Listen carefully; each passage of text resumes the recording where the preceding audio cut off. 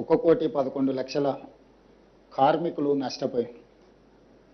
అంత కీలకమైన ముఖ్యమైన విషయం కాబట్టి ఈరోజు రాష్ట్ర ప్రభుత్వము ఒక మంత్రివర్గ ఉపసంఘాన్ని నియమించి ఉప ముఖ్యమంత్రి ఆర్థిక మంత్రి బట్టి విక్రమార్క గారిని, IT and industries minister Sridhar Babu గారిని, కార్మిక శాఖ మైనింగ్ శాఖ నిర్వహిస్తున్న మిత్రులు వివేక్ వెంకటస్వామి గారిని క్యాబినెట్ సబ్ కమిటీగా నియమించి స్టేక్ హోల్డర్స్ అందరితో, కార్మిక సంఘాలతో, అదేవిధంగా పరిశ్రమల తరఫున రిప్రజెంట్ చేస్తున్న ఆ సంఘాలతో చాలా వివరంగా చర్చించి వాళ్ళ ప్రతిపాదనలు తీసుకొని కార్మికుల వైపు నుంచి కూడా ఏ విధంగా కార్మికుల యొక్క హక్కులను కాపాడాలి అనేది చర్చించి ఈరోజు రాష్ట్ర ప్రభుత్వం నిర్ణయం తీసుకోవడం జరిగింది.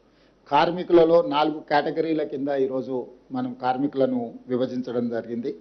Unskilled, semi skilled, skilled, highly skilled. అంటే కార్మికులలో 4 రకాల విభాగాలుగా విభజించడం జరిగింది. ఆ 4 రకాల విభాగాలలో కనీస వేతనాలు ఏ విధంగా అమలు చేయాలి, కనీస వేతనాలను అమలు చేయడం ద్వారా ఈ కార్మికులకు ఏ రకంగా ప్రయోజనం చేకూరుతుందో చాలా వివరంగా మేము విశ్లేషించి వాటి మీద నిర్ణయం తీసుకోవడం జరిగింది. అదేవిధంగా గతంలో అర్బన్ అండ్ రూరల్ 2 జోన్లు ఉండేది, కానీ ఈసారి 3 జోన్లను కూడా విభజించినాం. ఆ జోన్లు కూడా జోన్ 1 అంటే మున్సిపల్ కార్పొరేషన్స్, ఏ ఏరియాల కార్పొరేషన్స్ మున్సిపాలిటీస్ ఉన్నాయో అవి జోన్ 1 కింద తీసుకున్నాం. జోన్ 2 కింద మున్సిపాలిటీలను తీసుకున్నాం. జోన్ 3 కింద గ్రామీణ ప్రాంతాలు, ఇతర ప్రాంతాలలో పెట్టే పరిశ్రమలు. అంటే ఒక పరిశ్రమ మున్సిపల్ కార్పొరేషన్ పరిధిలో ఉంటే అక్కడ వేతనాలు కార్మికులకు ఎక్కువ ఇవ్వాల్సిన అవసరం ఉంది. ఎందుకంటే అక్కడ ఇంటి రెంట్ కానీ, నిత్యావసర వస్తువులు కానీ, ద్రవ్యోల్బణం కానీ వీటి ప్రభావం ఎక్కువగా ఉంటుంది. అదేవిధంగా మున్సిపాలిటీలో ఉన్నప్పుడు వాటికంటే కొంచెం తక్కువగా, గ్రామీణ ప్రాంతాల్లో ఉన్నప్పుడు ఇంకొంచెం తక్కువగా 3 రకాల జోన్లలో 4 రకాల కేటగిరీ కార్మికులను విభజించి స్పష్టంగా ఈరోజు ప్రభుత్వం నిర్ణయం తీసుకోవడం జరిగింది.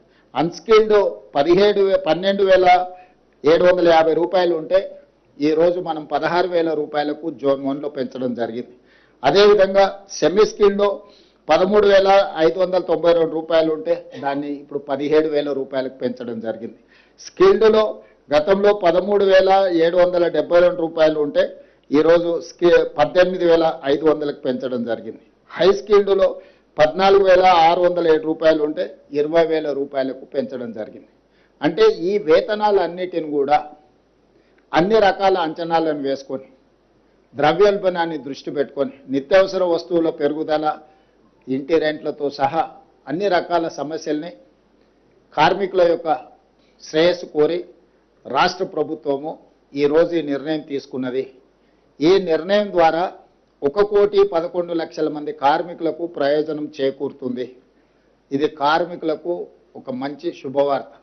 అందుకే ఈరోజు ముఖ్యమంత్రి హోదాలో తెలంగాణ రాష్ట్రంలో ఉండే 1,11,00,000 మంది కార్మికులకు మేలు జరిగే ప్రభుత్వ నిర్ణయం నేనే స్వయంగా సహచర మంత్రితో చర్చించి ఈరోజు కార్మికులకు నేను వివరిస్తున్నాను.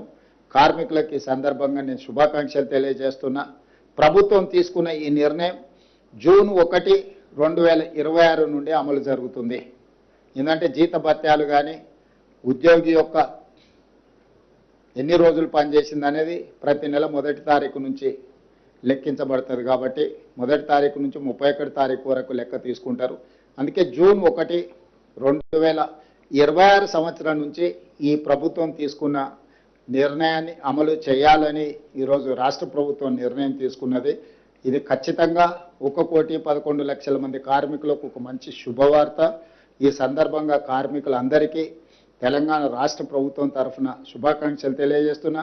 అదేవిధంగా కార్మిక సంఘాలు, వివిధ సంస్థలు, వ్యాపార సంస్థలు మాకు సలహాలు సూచనలు ఇచ్చి ఈ నిర్ణయం తీసుకోవడానికి సహకరించినందుకు వారందరినీ కూడా నేను అభినందిస్తున్నాను. ఖచ్చితంగా మేరేగా తెలంగాణ రాష్ట్రం వచ్చిన తర్వాత మొట్టమొదటిసారి తీసుకున్న నిర్ణయం. రాష్ట్రం వచ్చిన తర్వాత కార్మికుల ప్రయోజనం కోసము గత ప్రభుత్వం ఎలాంటి నిర్ణయం తీసుకోలేదు. మేము వచ్చిన తర్వాత మంత్రివర్గ ఉపసంఘాన్ని ఏర్పాటు చేసి అందరితో చర్చించి మే 1 తారీఖు నాడే వీటి అన్నిటిని ప్రకటిద్దామనుకున్నాం. ఇంకా కొంతమంది సూచనలు సలహాలు ఉండడంతో వాళ్ళందరినీ కూడా పరిగణలోకి తీసుకొని జూన్ 1 నుంచి ఈరోజు మనం అమలు చేస్తున్నాం. కాబట్టి ఇది